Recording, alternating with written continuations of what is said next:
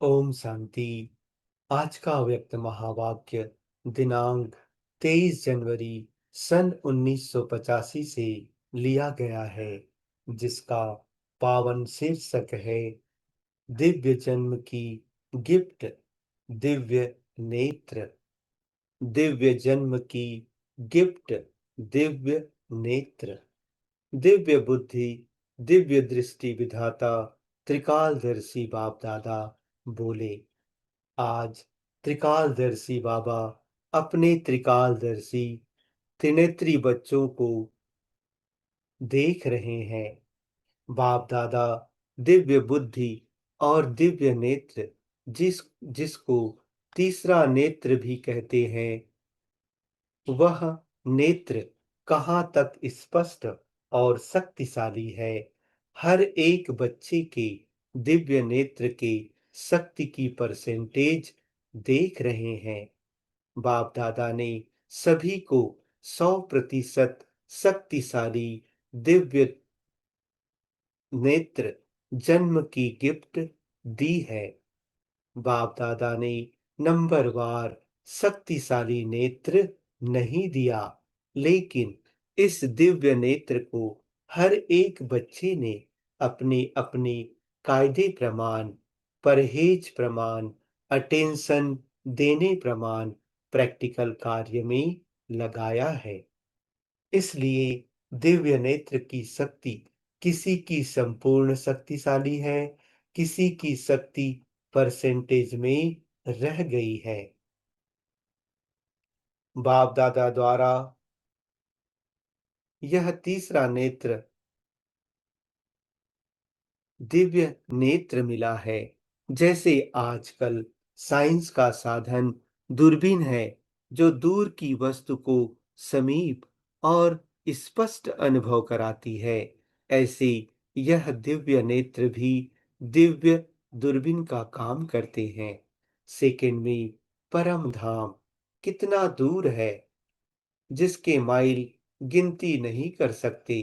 Science का साधन इस साकार सृष्टि के सूर्य, चांद, सितारों तक देख सकते हैं, लेकिन यह दिव्य नेत्र तीनों लोकों को, तीनों कालों को देख सकते हैं। इस दिव्य नेत्र को अनुभव का नेत्र भी कहते हैं। अनुभव की आंख, जिस आंख द्वारा 5000 वर्ष की बात इतनी स्पष्ट देखते जैसे कल की बात है।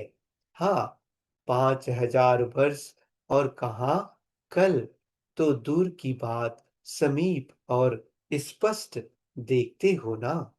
अनुभव करते हो, कल मैं पूज्य देव आत्मा थी और कल फिर बनेंगी। आज ब्राह्मण, कल देवता, तो आज और कल की बात सहज हो गई ना। शक्तिशाली नेत्र वाले बच्चे अपने डबल ताजधारी सहज सजाए स्वरूप को सदा सामने स्पष्ट देखते रहते हैं। जैसे स्थूल चोला सजा सजाया सामने दिखाई देता और समझते हो अभी का अभी धारण किया कि किया। ऐसे यह देवताई शरीर रूपी चोला सामने देख रहे हो ना। बस कल धारण करना ही है, दिखाई देता है ना। अभी तैयार हो रहा है, वह सामने तैयार हुआ दिखाई दे रहा है। जैसे ब्रह्मा बाप को देखा, अपना भविष्य चोला श्री कृष्ण स्वरूप सदा सामने स्पष्ट रहा, ऐसे आप सभी को भी शक्तिशाली नेत्र से स्पष्ट और सामने दिखाई देता है।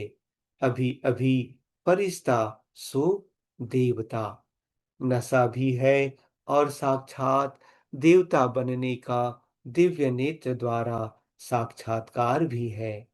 तो ऐसा शक्तिशाली नेत्र है, वह कुछ देखने की शक्ति कम हो गई है। जैसे स्थूल नेत्र की शक्ति कम हो जाती है, तो स्पष्ट चीज भी, जैसे पर्दे के अंदर व बादलों के बीच दिखाई देती है। ऐसे आपको भी देवता बनना तो है, बना तो था, लेकिन क्या था? कैसा था? इस था के पर्दे के अंदर तो नहीं दिखाई देता। स्पष्ट है, निश्चय का पर्दा और स्मृति का मन का दोनों शक्तिशाली है ना? वह मन का ठीक है और पर्दा कमजोर है। एक भी कमजोर रहा तो स्पष्ट नहीं होगा। तो चेक करो व चेक कराओ कि कहाँ नेत्र की शक्ति कम तो नहीं हुई है। अगर जन्म से श्रीमत रूपी परहेज करते आए हो तो नेत्र सदा शक्तिशाली है। श्रीमत की परहेज में कमी है, तब शक्ति भी कम है। फिर से श्रीमत की दुआ कहो, दवा कहो, परहेज कहो, वह करो तो फिर शक्तिशाली हो जाएंगे।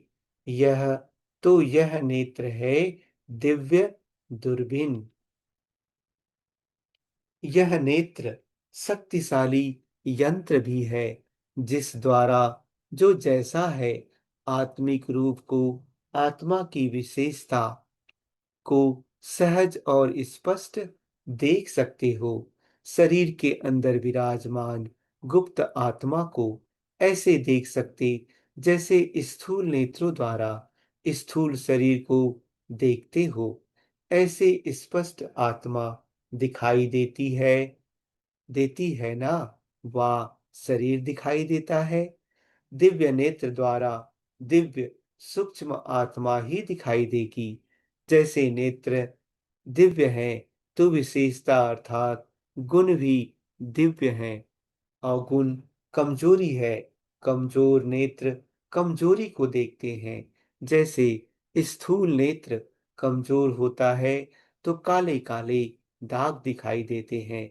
ऐसे कमजोर नेत्र अवगुण के कालेपन को देखते हैं।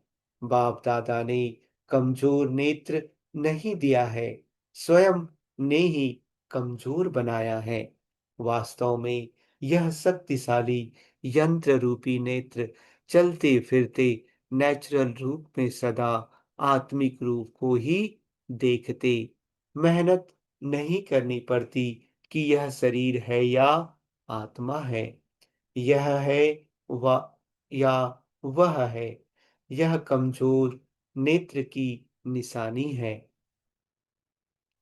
जैसे साइंस वाले शक्तिशाली ग्लासेस द्वारा सभी जर्म्स अर्थात कीटाणुओं को स्पष्ट देख सकते हैं, ऐसे यह शक्तिशाली दिव्य नेत्र माया की बीमारी को पहले से ही जान समाप्त कर सदा निरोगी रहते हैं। ऐसा शक्तिशाली दिव्य नेत्र है। यह दिव्य नेत्र दिव्य टीवी भी है। आजकल टीवी सभी को अच्छी लगती है ना? इसको टीवी कहो व दूरदर्शन कहो, इसमें अपने स्वर्ग के सर्व जन्मों को अर्थात अपने 21 जन्मों के दिव्य फिल्म को देख सकते हो। अपने राज्य के सुंदर नजारे देख सकते हो। हर जन्म की आत्म कहानी को देख सकते हो। अपने ताज तख्त राज्य भाग्य को देख सकते हो। दिव्य दर्शन कहो व दूरदर्शन कहो, दिव्य दर्शन का नेत्र शक्तिशाली है ना? जब फ्री हो तो यह फिल्म देखो। आजकल की डांस नहीं देखना, वह डेंजर डांस है। फरिश्तों की डांस, देवताओं की डांस देखो। स्मृति का स्विच तो ठीक है ना? अगर स्विच ठीक नहीं होगा तो चलाने से भी कुछ दिखाई नहीं देगा। समझा? यह नेत्र कितना श्रेष्ठ है। आजकल मेजॉरिटी कोई भी चीज की इन्वेंशन करते हैं तो लक्ष्य रखते हैं कि एक वस्तु भिन्न भिन्न कार्य में आवे। ऐसे यह दिव्य नेत्र अनेक कार्य सिद्ध करने वाला है। बाप दादा बच्चों के कमजोरी की कभी-कभी कंप्लेंट सुन यही कहते, दिव्य बुद्धि मिली, दिव्य नेत्र मिला, इसको विधि पूर्वक सदा यूज करते रहो तो ना सोचने की फुर्सत, ना देखने की फुर्सत रहेगी। ना और सोचेंगे, ना देखेंगे, तो कोई भी कंप्लेन रह नहीं सकती। सोचना और देखना यह दोनों विशेष आधार हैं। कंप्लीट होने के व कंप्लेन करने के देखते हुए, सुनते हुए सदा सोचो, जैसा सोचना वैसा करना होता है। इसलिए इन दोनों दिव्य प्राप्तियों को सदा साथ रखो। सहज है ना? हो समर्थ, लेकिन बन क्या जाते हो? जब स्थापना हुई तो छोटे-छोटे बच्चे डायलॉग करते थे। भोला भाई कहा तो हैं समर्थ, लेकिन भोला भाई बन जाते हैं। तो भोला भाई नहीं बनो, सदा समर्थ बनो और औरों को भी समर्थ बनाओ। समझा? अच्छा, सदा दिव्य बुद्धि और दिव्य नेत्र को कार्य में लगाने वाले, सदा दिव्य बुद्धि द्वारा श्रेष्ठ मनन, दिव्य नेत्र द्वारा दिव्य दृश्य देखने में मगन रहने वाले, सदा अपने भविष्य देव स्वरूप को स्पष्ट अनुभव करने वाले, सदा आज और कल इतना समीप अनुभव करने वाले, ऐसे शक्तिशाली दिव्य नेत्र वाले त्रिनेत्री त्रिकालदर्शी बच्चों को बाप दादा का याद प्यार और नमस्ते।